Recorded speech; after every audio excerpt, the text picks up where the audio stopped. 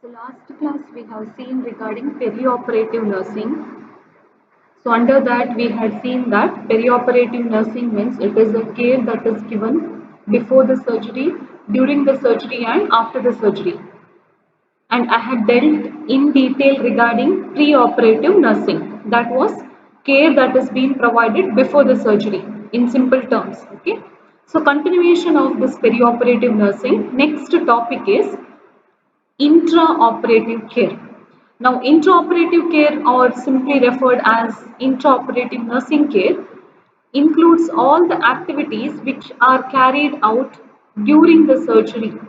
Okay, all the nursing care activities which is provided during the time of surgery is referred as intraoperative care. Now, in this figure, what do you guess? What is going on here? I hope you can guess by seeing the figure here. Surgery is going on, isn't it?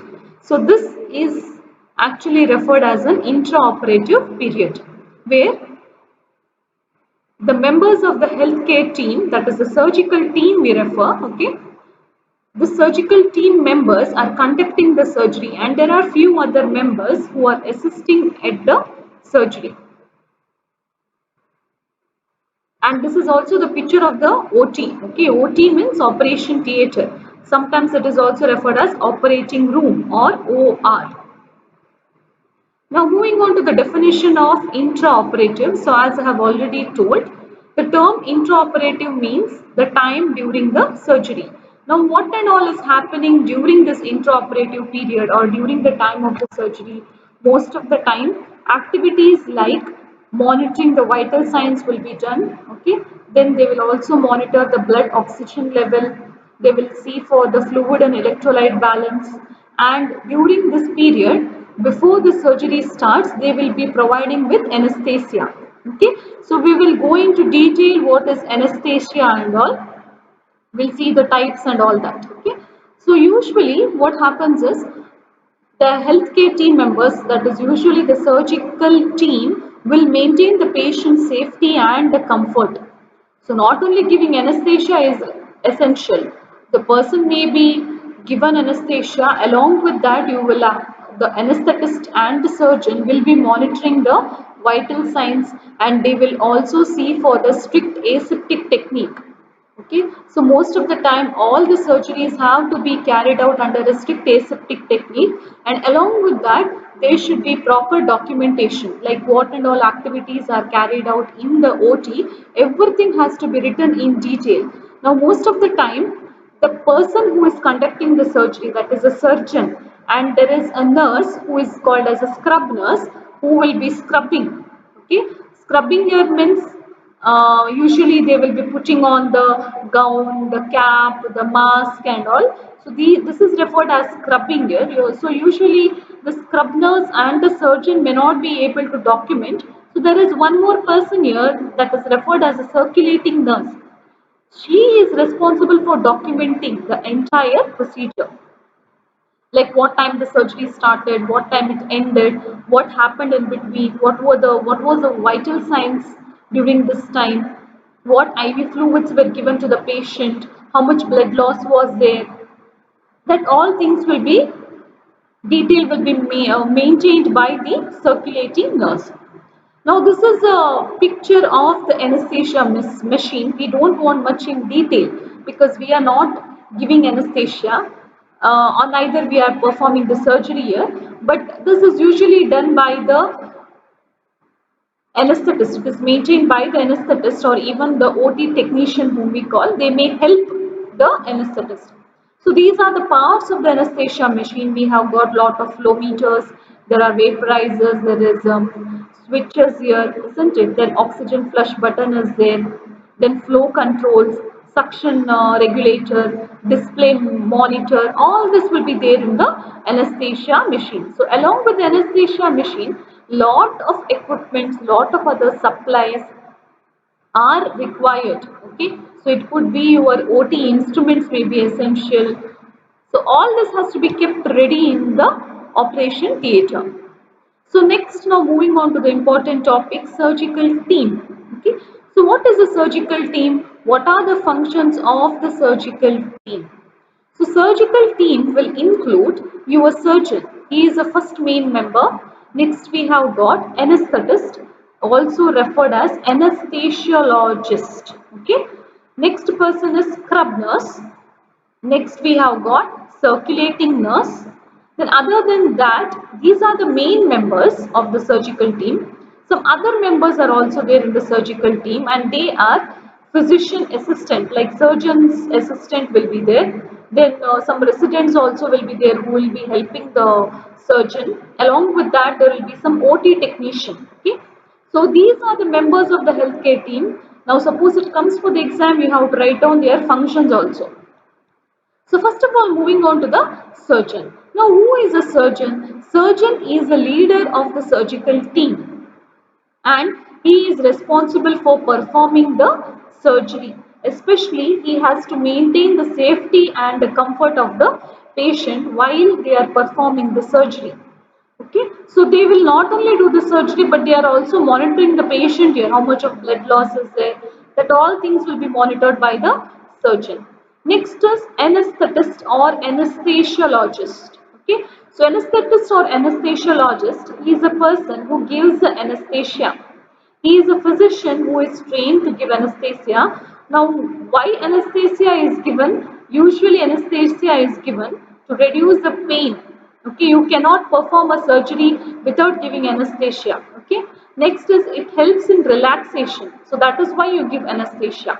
And along with that, this anesthetist is responsible for closely monitoring the status of the patient. Especially, they will monitor the oxygen status, they will also monitor the systemic circulation, then they will monitor the neurological status, the respiratory status, and even the cardiovascular status. So, overall, we will tell that they will monitor the patient as a whole. Next is the most important part, that is the scrub nurse. So we have got a scrub nurse. Now a scrub nurse means you can see here in the figure, she is the one who is scrubbing.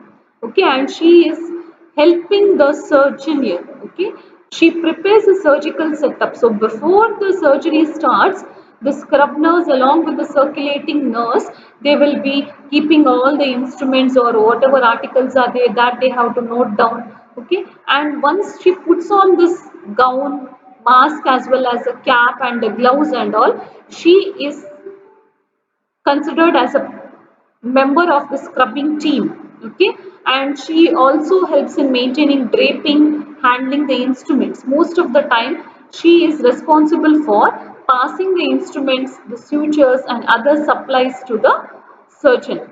Okay, and she also wears PPE, that is personal protective equipment. Okay, remember, scrub nurse is the one who is wearing the PPE. Okay, not the circulating nurse, and that is why the scrub nurse should have extensive knowledge of all the instruments, especially which and all instruments are handled. All that knowledge should be there for the scrub nurse. And she sets up the operating room table prior to the surgery. And also she is responsible to maintain the count of the sponge, the instruments, the needles, gauzes and all when the surgery is going on. And even after the surgery is over, she is supposed to tell the surgeon. Okay, and she is a very important member of the surgical team, we can tell. Okay, and along with that, this scrub nurse has to monitor the practice of aseptic technique on the patient, and also she should see that others are also following the aseptic technique. She has to take care of how much of irrigations is being given, whether it is IV fluids, how much it is given, or whether it is how much of blood loss is there. All that account can be maintained by the scrub nurse. Okay, but most of the time she is responsible to pass the instruments to the surgeon and maintain a aseptic field during the time of surgery. Okay. Next is moving on to the circulating nurse. Now, circulating nurse is also a very important part of the surgical team. She is a professional registered nurse, but remember, the circulating nurse is not scrubbing. That means she is not wearing the personal protective equipment, that is PPE.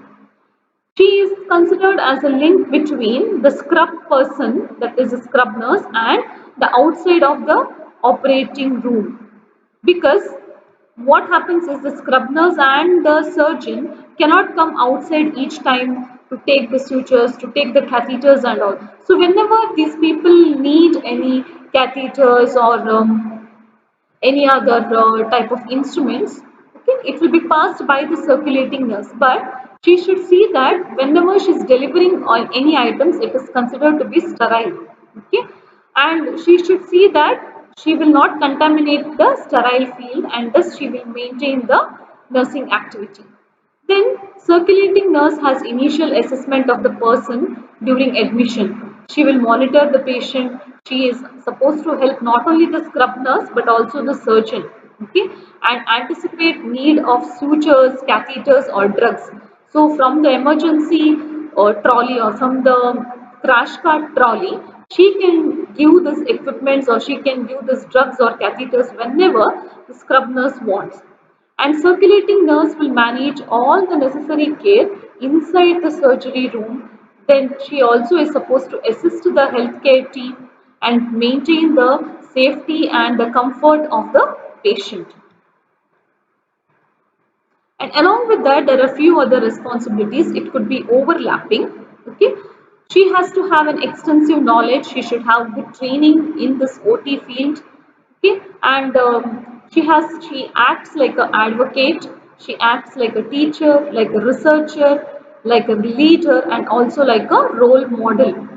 Okay, and other than that, the circulating nurse is supposed to ensure that all the equipment is in working condition, because at the last moment the nurses cannot run and get the instruments, and she should also guarantee the sterility of instruments. She should see that all the instruments are in the sterile field. Okay, and she must also assist in positioning of the patient.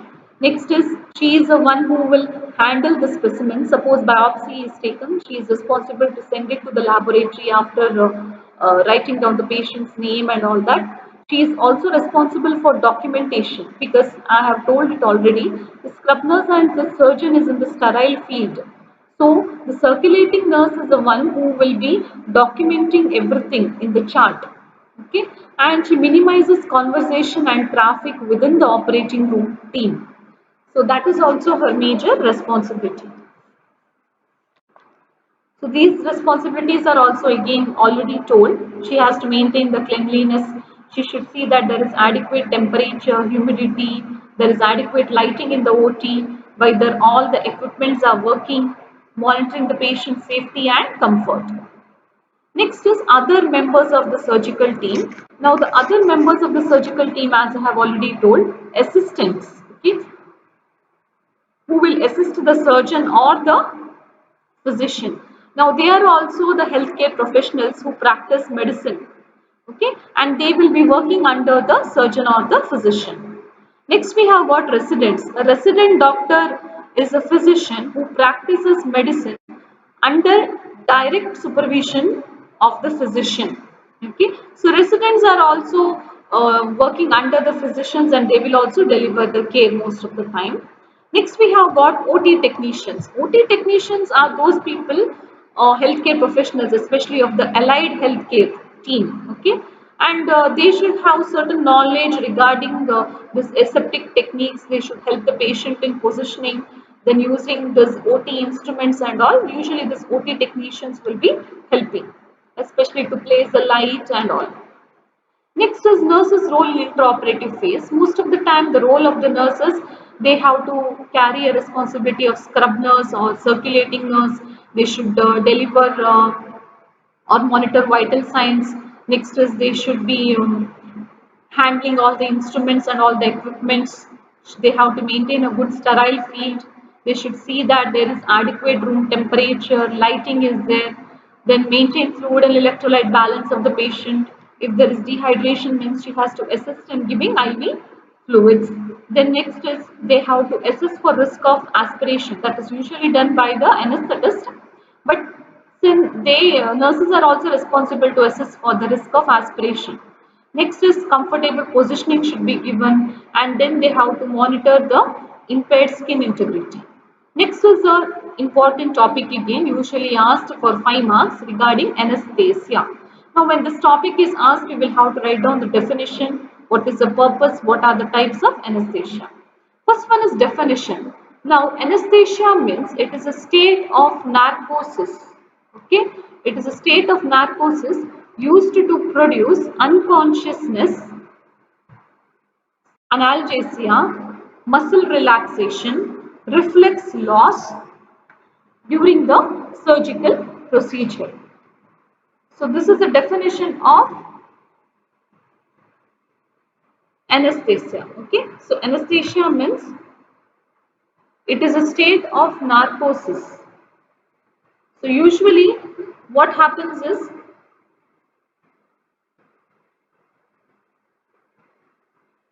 this anesthesia will produce a state of drowsiness or unconsciousness that is referred as narcosis.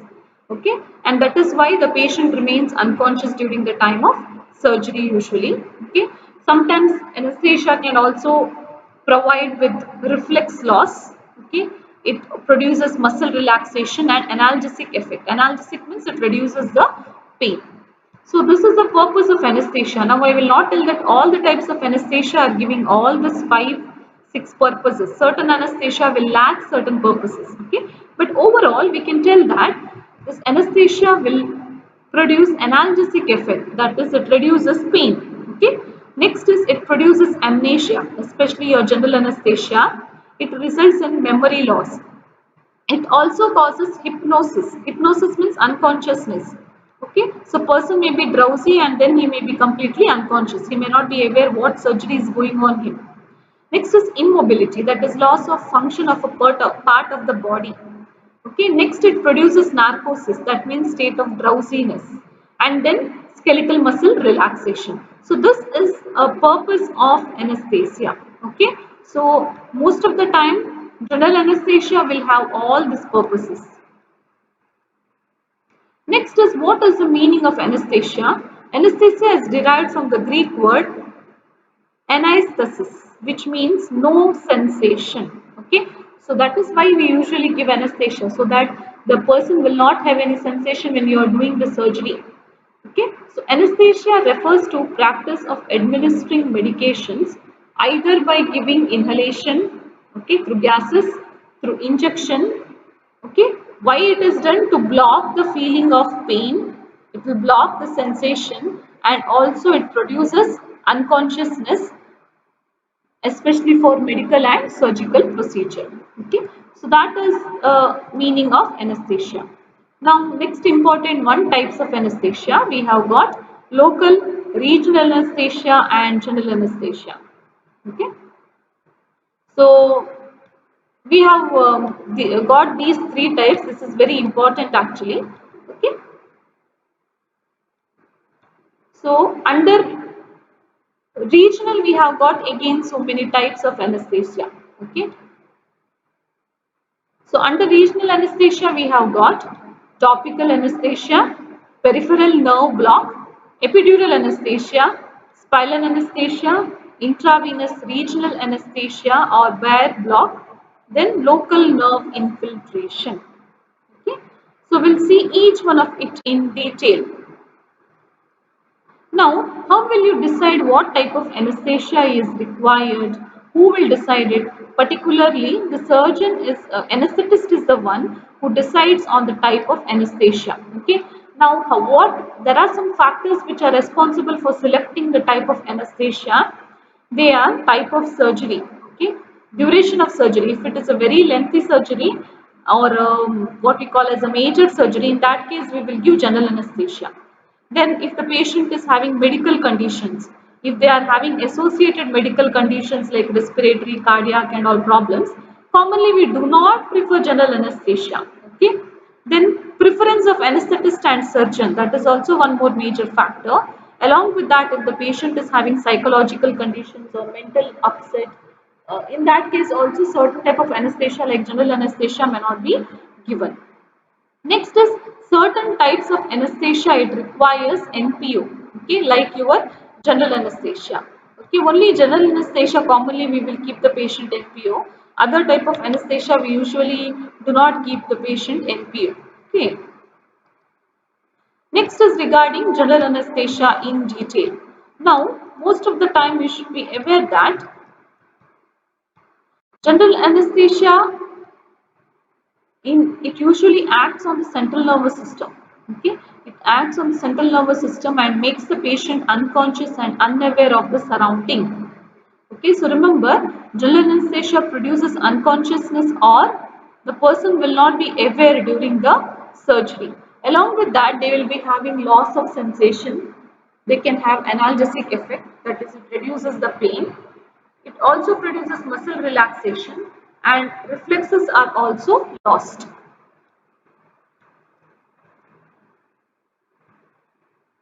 General anesthesia is classified into inhalation anesthesia and intravenous anesthesia.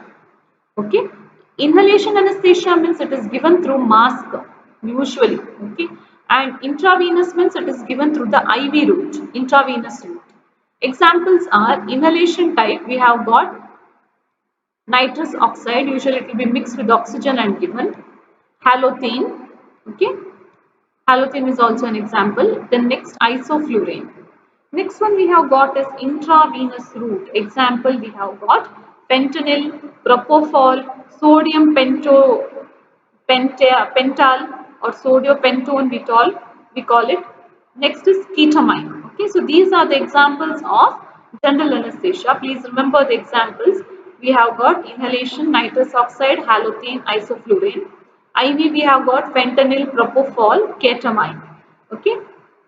Next, we have got certain reversal agents. Okay, reversal agents means they will reverse the effect of certain drugs. For example, we have got naloxone. Okay, now naloxone is actually an opioid antagonist.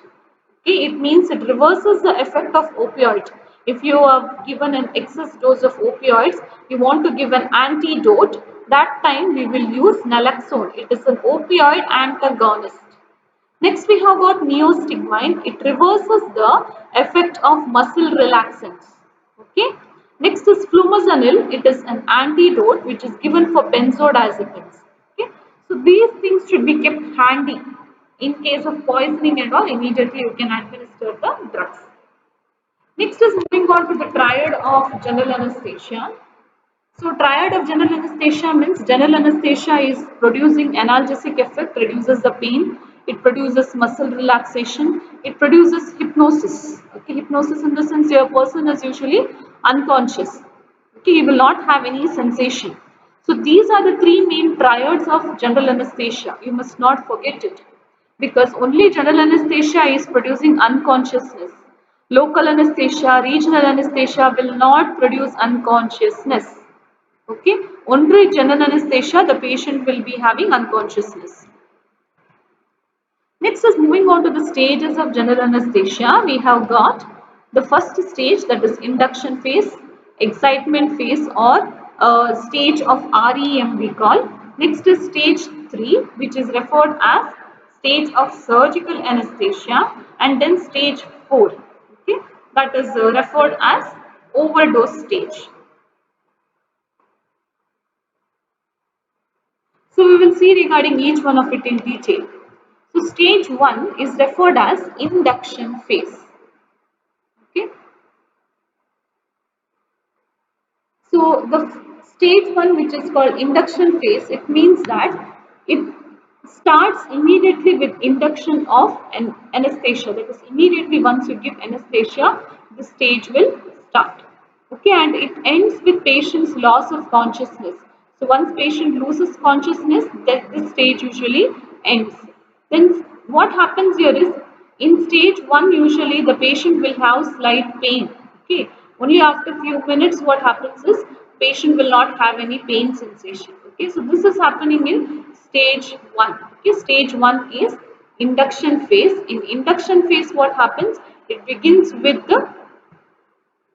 the administration of anesthesia, okay, and then it ends with the loss of consciousness. Okay, and usually in stage 1 for some time the patient will be experiencing what we call as pain.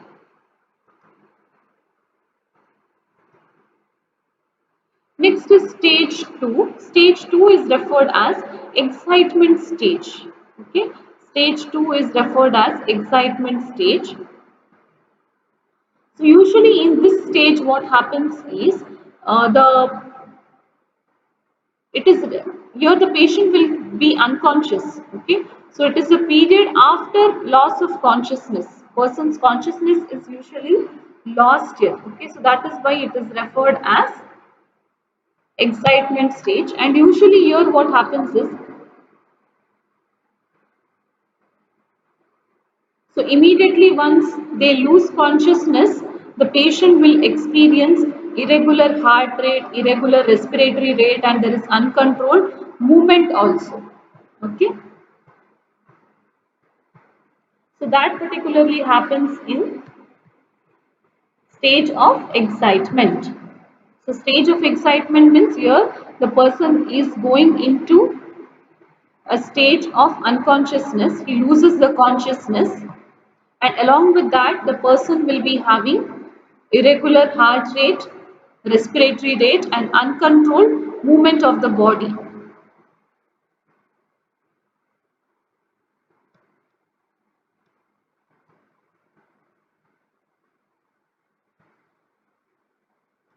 Next is stage 3, that is referred as surgical anesthesia, a stage of surgical anesthesia. So here what happens is the patient's body will become relaxed, especially the skeletal muscles are going to be relaxed.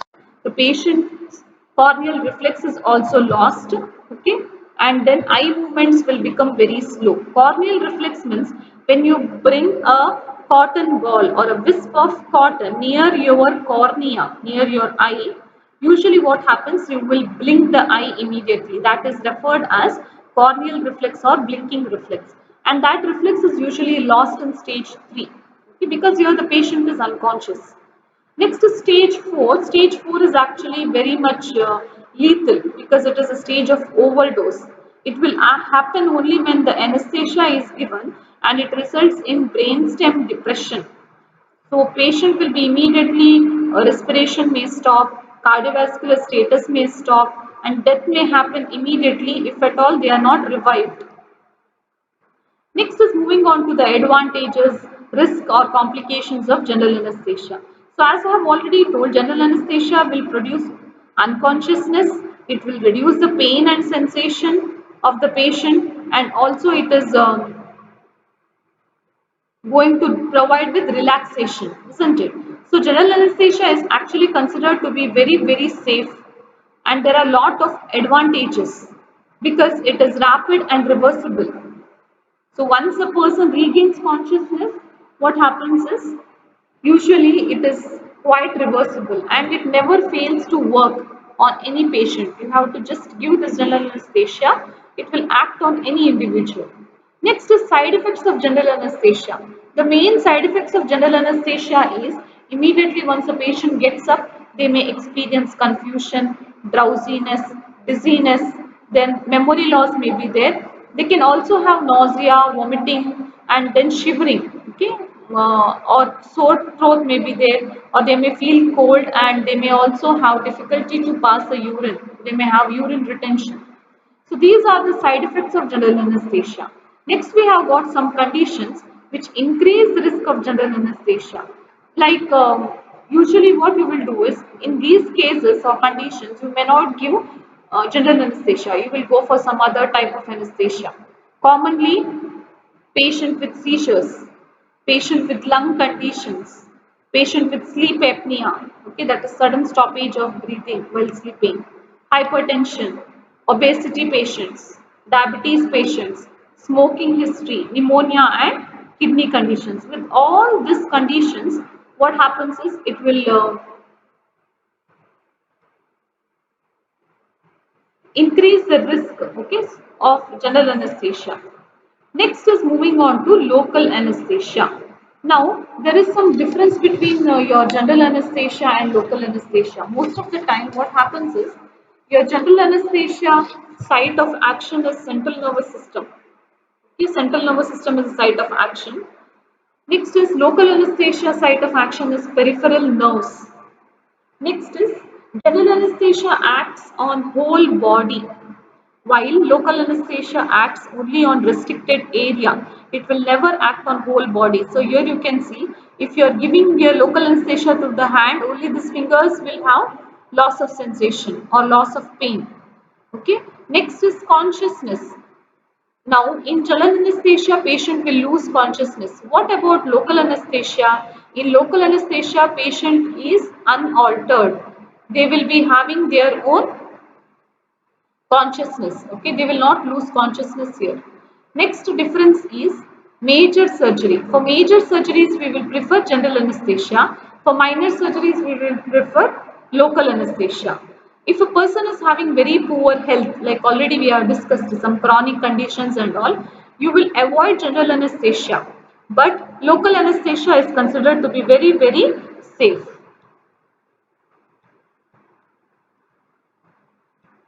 Now next is local anesthesia is similar to that of general anesthesia. It will produce reversible loss of sensation, but it is defined area of body and achieved by total application or injection of agents that block the nerve impulses.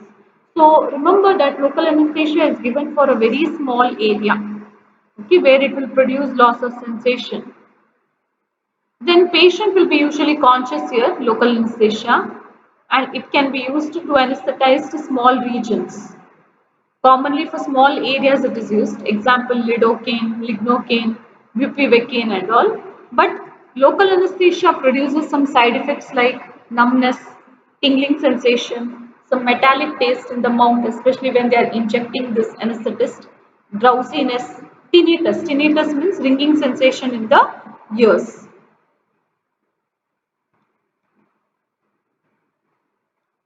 Since patient is awake, it is used for minor surgeries like dental procedures, biopsy, and then reversible sensation of defined area of the body.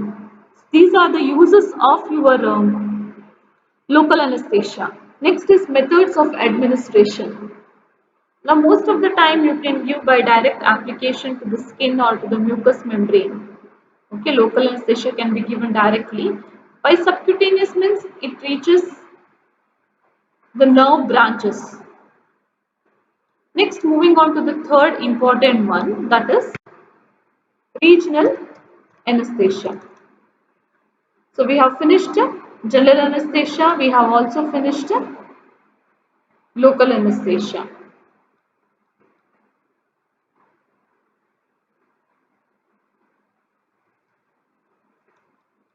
Next is moving on to your regional anesthesia. Now, regional anesthesia is similar to that of local anesthesia, but it covers a slightly larger area than it has a very much larger area when compared to the previous one, that is local anesthesia. Okay, so remember that regional anesthesia is used for a larger area with the large peripheral nerves or with subcutaneous tissue. Anesthetic agent is injected directly around the nerve and then it will block the transmission of nerve impulses. Complications of anesthesia, regional anesthesia, we will see it in detail in the coming slides. So remember, regional anesthesia means it is used to reduce the sensation, especially of larger area. But for very small area, you can always use a local anesthetic. And local anesthesia is used for minor procedures while regional anesthesia can be used for slightly major procedures.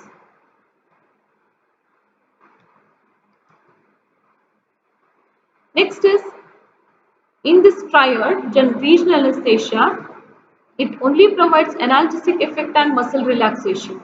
It does not produce unconscious state. Okay, that you have to remember. Next is types of regional anesthesia. Please remember the types are very important of anesthesia. First one is epidural, spinal, intravenous, regional anesthesia. Next we have got peripheral nerve block, then local nerve infiltration and surface or topical anesthesia. We'll see each one of it in detail. First one is spinal anesthesia. Spinal anesthesia is also called as spinal block, intrathecal or intradural. In this, what you will do is the local anesthetic agent is given to the subarachnoid space at in between L4 and L5. Okay, so spinal anesthesia is given to the subarachnoid space in between L4 and L5. Immediately, what will happen once you give spinal anesthesia? It will produce numbness below the lower part of the body. And commonly, spinal anesthesia is given in fetal position or sitting position. Okay, fetal position means C-shaped position. This is a sitting position where you can give the spinal anesthesia. What are the uses of spinal anesthesia? Now, spinal anesthesia is usually given in slightly major conditions. It could be a cesarean section, lower extremity injury, hemorrhoids, then surgery of your abdomen, pelvis, knee, perineum, all that will come under the uses of spinal anesthesia. Contraindications. Contraindications means when you cannot give spinal anesthesia. Most of the time when you have bleeding, you cannot give. Increased ICP we cannot give. Then defect in the spine. Okay. So if there is already problem with the spine, you cannot give spinal anesthesia or excess bleeding is there or intracranial pressure is there. Now next is moving on to risk of spinal anesthesia. The main risk of spinal anesthesia is that once the lumbar puncture is done or once the CSF fluid is being analyzed, the patient can have hypotension. They can also have nausea, vomiting, bradycardia, urine retention, and post-puncture headache. That is, after the removal of CSF fluid, they can experience post-puncture headache actually. Okay, so otherwise also the patient can experience certain side effects like back pain and all after the spinal anesthesia. Example are lidocaine, procaine, and tetracaine.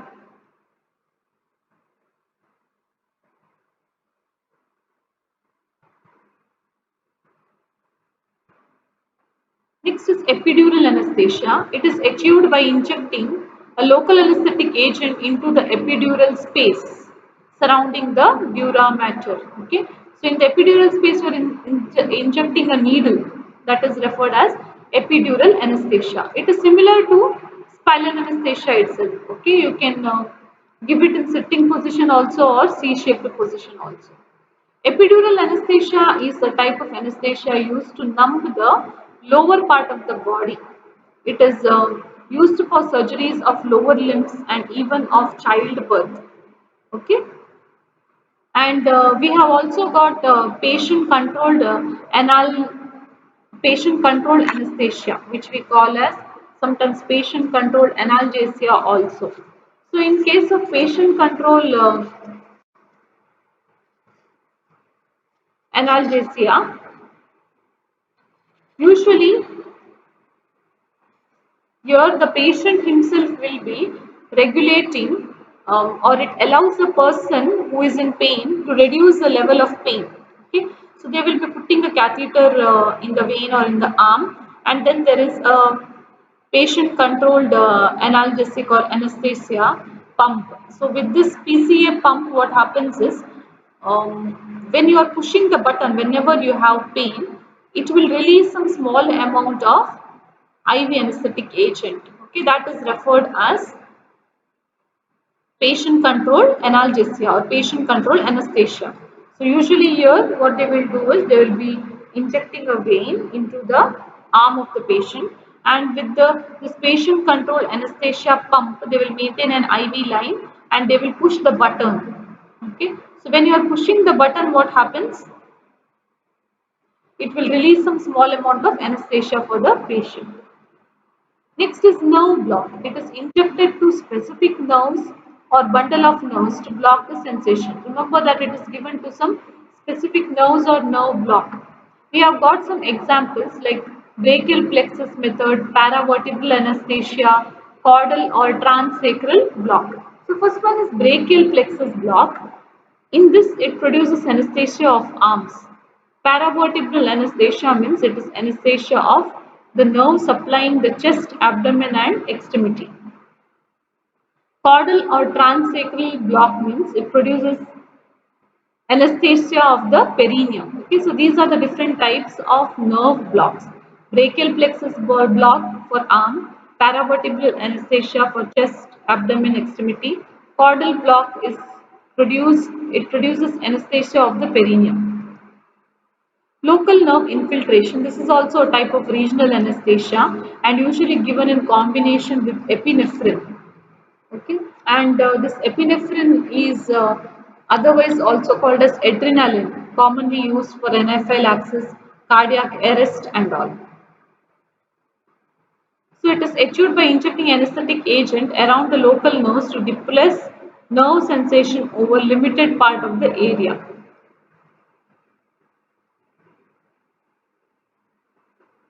Next is surface or topical anesthetics. Now, surface or topical anesthetics are available in the form of creams, ointments, sprays, lotion, jelly or aerosols. Example are lidocaine and benzocaine. It is achieved by supplying anesthetic agent over skin or mucous membrane to block the nerve impulses at particular site. IV regional anesthesia, also referred as Bayer method, it is used for patients with burns, fracture, incision drainage, foreign body removal. And this regional anesthesia is used only for short surgeries. It cannot be used for lengthy surgeries. And the patient remains awake here also. Okay, in regional anesthesia also, the patient remains awake, not like general anesthesia. Next is side effects of regional anesthesia. Almost the same things are seen. Infection, vomiting, there can be headache, difficulty to pass urine, pain may be there, they may feel shivering or they may feel cold. So adequate nursing care should be given to all these side effects.